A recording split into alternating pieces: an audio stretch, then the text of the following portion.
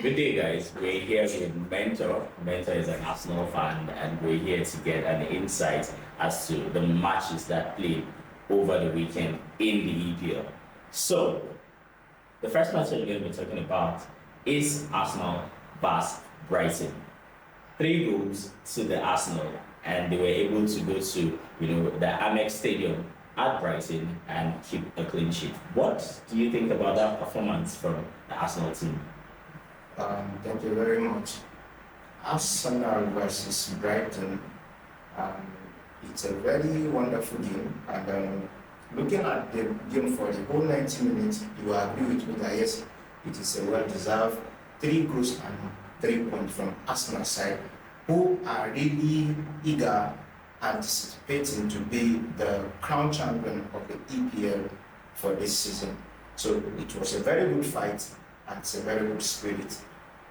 So talking about title contenders this season, we have Arsenal on 71 points with plus 51 goal difference. We have Liverpool in second on the same 71 points, but on plus 42 goal difference. And we have Man City on 70 points. So that's how the EPL table is currently as we speak. But the first goal was, a bit of brilliance from Gabriel Jesus, the number 9 for Arsenal. He was able to, dribble past the side defender in person of the guy playing 2 for Brighton, and he hacked him, and it was a penalty. So a lot of persons are saying the Brighton defender actually got the ball first before he ran into Gabriel Jesus, and that shouldn't have been a penalty that was converted later by Bukayo Saka for his 14th Premier League of the season. What's your take on that particular penalty? Well, in football, there will definitely be contrary opinions to such match like that in as much the penalties involved, but we could all see clearly that from every angle, it's a very clear penalty. There was a contact, and it was in the box 18. You agree with me, a penalty that was awarded between Manchester United and Liverpool, I think even that one, it's a very controversial penalty. And that of Arsenal is even more of a penalty, very clear, very obvious. So it is a penalty. So, Martin Odegaard made it 2-0, and the third goal came from Kai Havertz. What a very wonderful performance from Arsenal. How do you think this win at Brighton would actually inspire the Arsenal players to play Bayern Munich tomorrow in the Champions League? Well, it serves as an energy booster to them, because we know what is ahead of them. So getting a 3 point and 3 goals from that match would really encourage them, push them to even do more against Bayern Munich tomorrow. So a lot of people didn't know that Arsenal have actually in 2024 played 11 EPL matches. In that time, they've scored 33 goals, and in that time, they've only drawn against Man City. It has always been a record win for Arsenal. So going into the 2024, calendar year, Arsenal have been on fire, and a lot of expectation is quite high going into the Champions League encounter with Bayern Munich. So we're hoping that a lot of people would have cause to be happy after the match. Someone like you, I know, would want to see Arsenal win that particular match at the Emirates and probably go to the Allianz Arena in Germany and have a draw, and they would move to the semi-finals of the Champions League. So what's your prediction for that match? Well, my prediction for Arsenal versus Bayern Munich, I would be disappointed if Arsenal didn't at least get 2 goals margin over Bayern Munich. Okay. So 2-0. So you think Arsenal and Bayern Munich would not score? Arsenal are not going to consider the Emirates? Well, we all know that Bayern Munich are a very good side and they play attacking football. Regardless, I still go for Arsenal to at least win with 2 goal margin without even conceding a goal. Okay, so this confidence that you have about the Arsenal team of not conceding, does it have to do with the partnership that has actually grown between William Saliba and Gabriel Mangalash of Arsenal? Because in between them, they started with 7 games together. It has been a very, very exciting encounter. I could always say that they are like the most proficient, centre back pairing in Europe right now, and of course in the Premier League. So is that the reason why you feel so confident that Arsenal are going to keep a clean sheet against a very attacking Bayern Munich side at the Emirates? Definitely, you've all said it. Even though that is not the only reason, but it's part of the reason. We can say that the pairing between Saliba and Gabriel has been very solid, even from the beginning of this year. And aside from that, the Arsenal as a whole, there is this understanding, there is the maturity compared to last season. If you agree with me, it was exact time this last season that they begin to collapse in the EPL. But now look at the mentality, things have changed, they've gained more experience, more coordination, and inclusion of Harvard in the team also is a plus to the attacking role.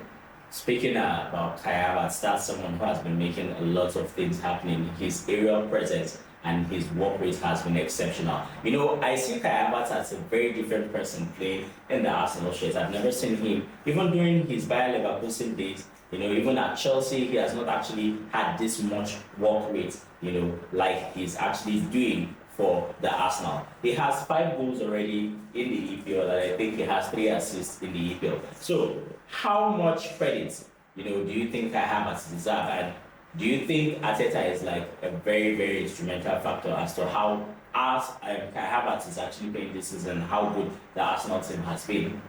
Of course, Kai Havertz deserves all the praise, all the accolade, and everything. Every Arsenal fan will be saying on him, because at first, he's coming to Arsenal, there was a lot of blunder, there was a lot of controversy, a lot of disagreement. And even the price tag that was used to acquire him, 60 million euros, was an issue. Exactly, but we could all see for ourselves now that yes, he deserved that price tag and he's doing a lot. And if you look at him, you will see a player that is ready to learn, a player that still have room to improve. And we can also give that credit to Arteta as the manager. He has really influenced him to make sure that he comes back to his best. And I'm still telling you, as time goes on, as you understand the club, the system, and everything, he will still do even better and more than this. Exactly. It's just as if you actually saw the post-match conference, after the Brighton match when Mikel Arteta was interviewed. That was the same thing he said about Kai Havertz. He said he knew the kind of player Kai Havertz was before he brought him to the Arsenal. And Kai Havertz is still very young. He's 24 and he still has a lot. That we've not even seen the best of Kai Havertz. That Kai Havertz still has a lot to offer. Exactly. So speaking about Arsenal defense, in the Premier League this season, Arsenal have considered the least goals, and that's 21st, and they rank first in the team that have considered lesser goals. We're not talking about the Arsenal defense and how good they've been. I'm talking about the confidence that Arsenal fans such as yourself have about keeping a clean sheet against Bayern Munich in the Champions League. So Arsenal rank, first in clean sheets. David Raya has 14 clean sheets, and Arsenal have number of expected goal against, that is, the goals that actually goes into the Arsenal net is 21.6%, and they rank first at that as well. And they have shots on target, faced. They've only had 73, attempts, shots against them, and they rank first as well. Big chances considered is 31, they rank first. So when we look at these metrics that actually showcase how good a defense is, Arsenal have outshone every Premier League team, and they rank first in all these particular metrics. So do you think this is enough to actually stall players like Serge Gnabry, Harry Kane, Thomas Muller, and players like Leroy Sané, from actually scoring a goal? And we have a player like this particular German player Musiala in the mix as well. These are goal poachers for the Bayern Munich team. So do you think with all these metrics and how good the Arsenal defense have been performing, they could actually stop them from scoring? Well, when I was having a conversation with a friend about this particular match, and just as you've mentioned all these star players of Bayern Munich, I keep on telling them that me as Arsenal fan, I don't so much give attention to the strength of my opponent. No. What I focus on is their weakness, one. And I now focus on the strength of my team. Now, we all know that now coming to Emirates this season, it has been a fortress for Arsenal. You come to Emirates and they make life unbearable for you.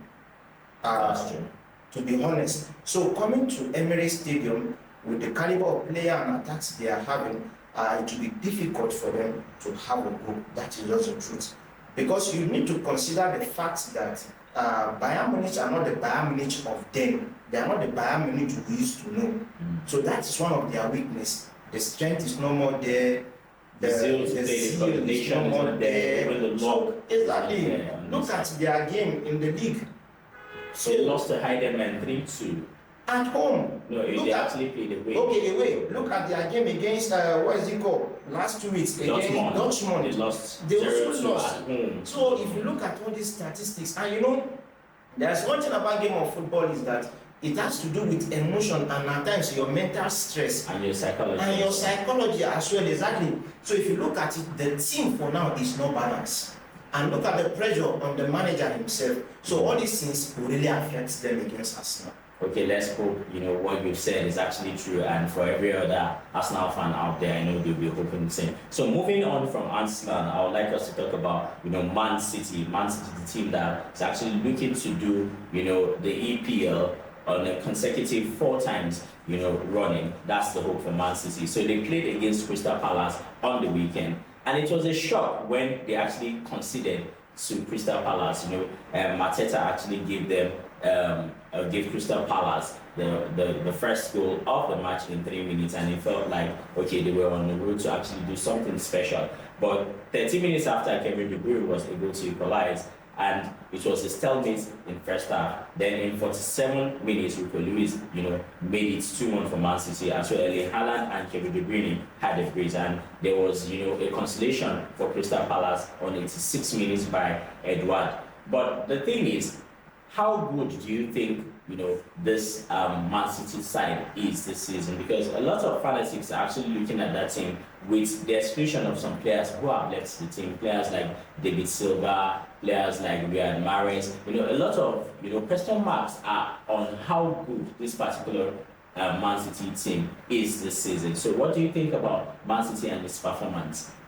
Well, if we are to look at it critically, you agree with me that Man City have also lost the form.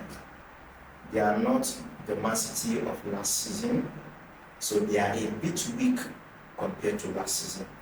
So they are also one of the contenders for the EPL title for this season. But I will tell you that Arsenal are still in better position to become the champion of this EPL. Because if you look at Arsenal, you look that they are more determined, more than any other club that is contending with them. So that is a very big factor and advantage on the side of Arsenal. But Man City, as a team, you see, the thing is, they are beatable. That is just the truth. Arsenal were just unlocked that day, not to take the whole 3 points. But you see that no, Man City itself, as a team, they are weak. I could almost agree with you that Man City are beatable. Why? Because there's this fear factor that Man City does have in the past, in previous seasons, that, opponents always jitter at, just the mention of the name of that team, Man City. But it feels like there's a good feel factor whenever any team is playing Man City. That phobia that these people are actually the current world champions, then EPL champions, is no longer there. People are actually being optimistic to play Man City. So it's because of how bad they've actually had it this season. And I could say that probably it's due to because they've had the treble last season. There are a lot of factors that a lot of football fanatics are talking about. But I still feel that that team still has a lot to offer. And Guardiola has been a coach that, even when he has it rough during the season, the last 10 games have always been spectacular. So do you think that's still the same rhythm that we're expecting from Guardiola for the last 8 matches, or 7 matches rather, I beg your pardon, of the EPL? Well, just as you've said, truthfully, Man City are a good side.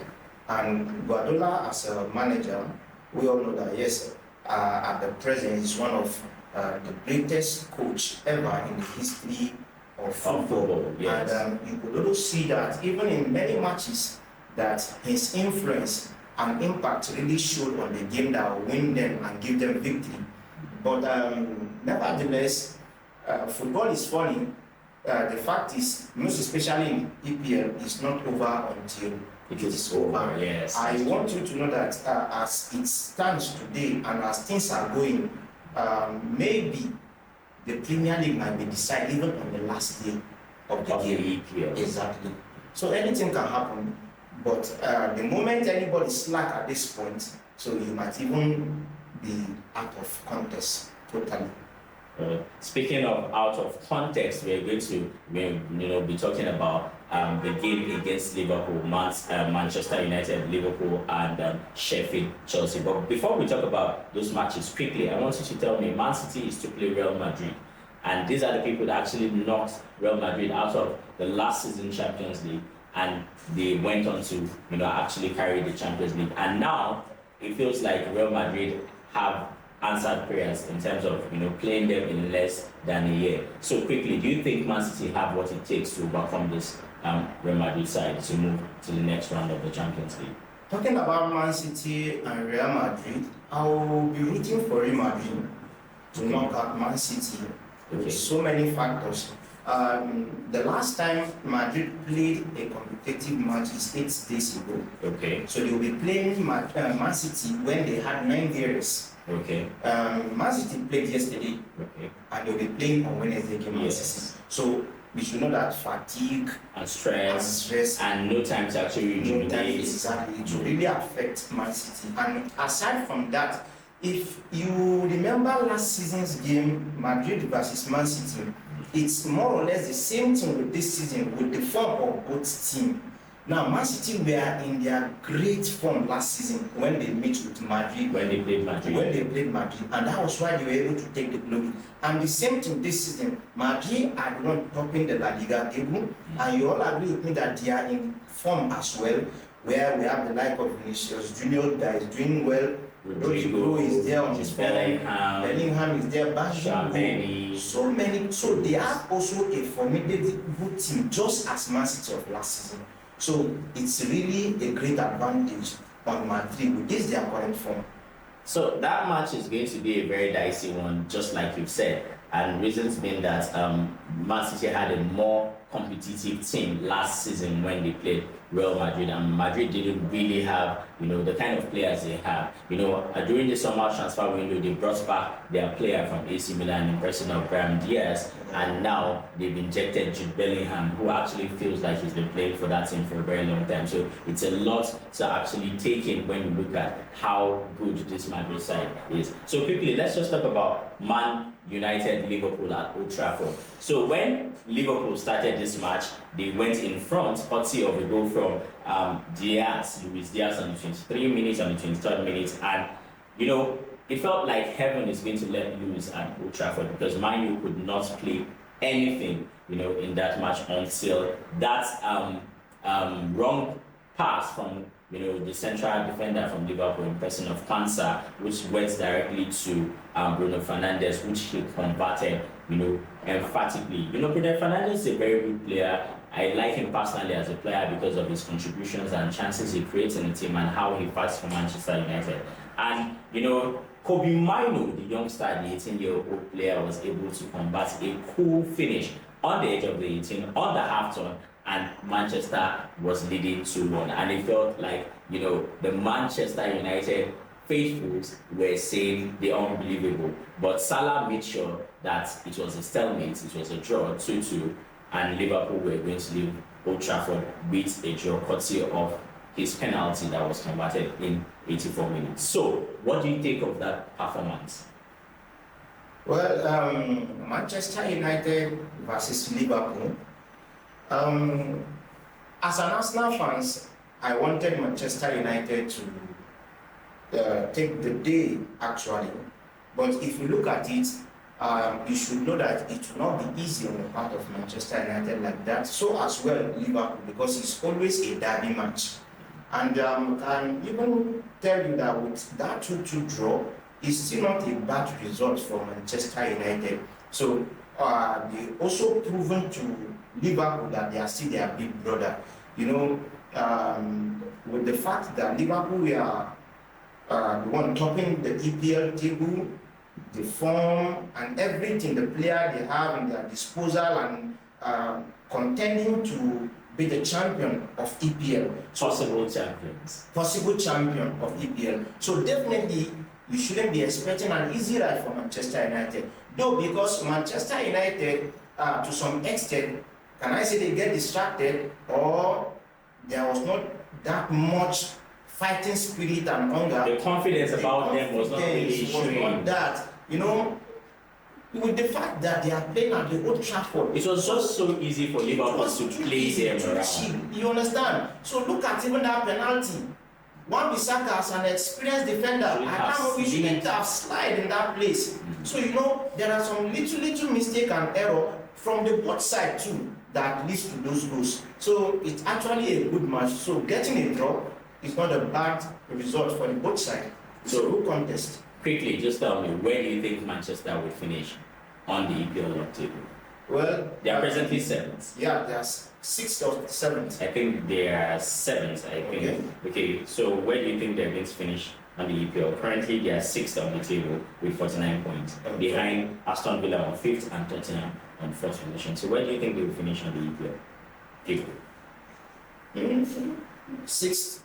So there's hope that Manchester United fans should be hopeful that they will play the European competition, even if it's a conference league. Yes, with how things are going, you have to consider their opponents too that are contesting to play any European competition next season. People like Aston Villa, look at it, Tottenham beats them in their last match, so West Ham. So they are not also in good shape. So Manchester United can still make it to any European competition next season. So talking about good shapes and how well a team is performing or not performing. So bottom team, Sheffield United hosted Chelsea in the late evening of the Sunday encounter, and to the dismay of Chelsea fans, they played out a 2-2 draw. It was so discouraging to see that, you know, Chelsea have a group of, you know, young players, talented players, coached by a very good manager, even though some persons will still argue that Pochettino is not a successful coach because he has not actually won, you know, anything in football. But when you see him and the way he talks and the team he has coached, you know, you don't just give those teams to, you know, a mediocre coach. But of course, you know, Chelsea went in front through Thiago Silva in the 11th minute, only for Bogle to actually equalize for Sheffield United in the first half. Eventually, it was 1-1 in the first half. And immediately after the reset, Madueke actually made it 2-1, only for them to concede a late equalizer by the striker of Sheffield United in person of Mark Bond. And it was enough for Sheffield United, the bottom team, the last team on the EPL level, to draw against the mighty Chelsea. So what do you think about this Chelsea team? What is actually wrong with this team? Why are they playing so badly?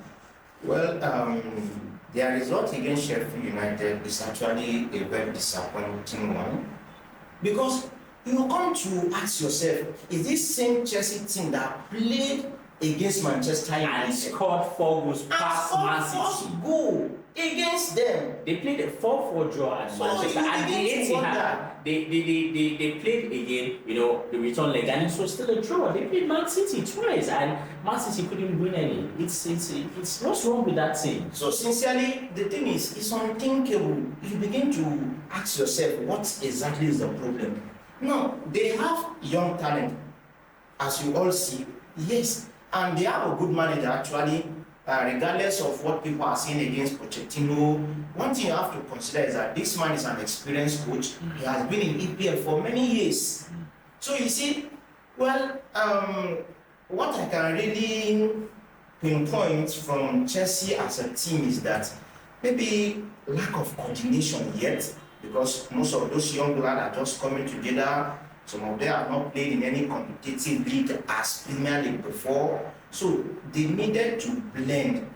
And as a Chelsea, Well, I'm not a Chelsea fan, but look at Arsenal. You know, this thing is a process. So if much time can be given to Pochettino, More should be expected. exactly. So if some patience can be given to the team, so I believe with time they will pick up. But for now, you just have to be patient with them because you cannot really lay hands on what exactly is wrong with Chelsea. Speaking about time and speaking about, projects, it took Arteta 4 years to actually get to where they are right now with Man City. So I think I would quite agree with you that Pochettino might need a bit of time to actually acclimatize these players together and get them up and running. But having said that, I would like to highlight that most of these Chelsea players, like you said, are very young and they have a lot to offer. But when I look at this particular Chelsea team, I can't pinpoint what exactly they are doing wrongly, because sometimes they can actually play very good and yet lose or get a draw, and sometimes they can play badly and still win. But my main problem, in that particular Sheffield match was, Jackson. Jackson is a player with pedigree that came from Villarreal before he played for Chelsea. He's a Senegalese. We know all these African players to be very deadly in front of goal, but Jackson is just a different breed from, the way I've known African striker. I could almost say that he's one of those people that ensures that Chelsea doesn't convert in front of goal with how bad he's doing. So what do you think about this guy? Do you think he's fit to play this team? Well, I can still tell you this, that this is EPL we are talking about. Now, apart from Jackson, we've seen generation of great strikers that come from La Liga, from Serie A, from Ligue 1, and come to EPL and they flop. Yes, that's very true. When you look at players that have played in Chelsea, players like Hernan Crespo, players like Shevchenko, Even Fernando Torres, Fernando he came Torres, to yes. Chelsea and he flopped. Now, another thing is the expectation. When he was in Villarreal, you agree with me that the expectation there in Villarreal and in La Liga is not as high as it is in Chelsea and yes. EPL. So the expectation is much on him that as a striker. And another thing that I think is affecting him is, see, the moment a team as a whole is not in good shape, the moment the whole team is playing bad, no matter how good you are, it will take a lot of effort for you to make the difference. So I think that is one of the things that is affecting, what is his name? Jackson. And having said that, him himself, he has a lot of things to work on himself. His finishing is very, very poor. Because there are many matches that you see a very clear chance for a striker to take advantage of. To convert. At least as a striker, where Haaland, they miss chances, right? But yet they will get an opportunity. Their conversion rate is very high. It's very high. So whenever as a striker you are missing one, you make sure the second one you don't miss it. You take advantage of the second opportunity. So he's still a young boy. He still have a long way to go, and I'm very convinced that he still have a lot to offer if he can be given a chance. So, guys, you've heard it, and this is how most of these big teams fared over the weekend in the EPL. So it's always a pleasure to have Mentor around. We'll be working side by side, behind the background. But this is the first time he's actually coming onto the show to actually, give us his inputs. And I'm hopeful that we're going to be seeing more of him because he's a very busy person. So this is all we're going to take on this particular episode of Touchline Inside Videos. Don't forget to like, to share, and comment on our social media handles on Facebook, TikTok, and YouTube. So we'll see you on the next episode on Touchline Inside. But before then, I remain your host, Abdul. Stay blessed.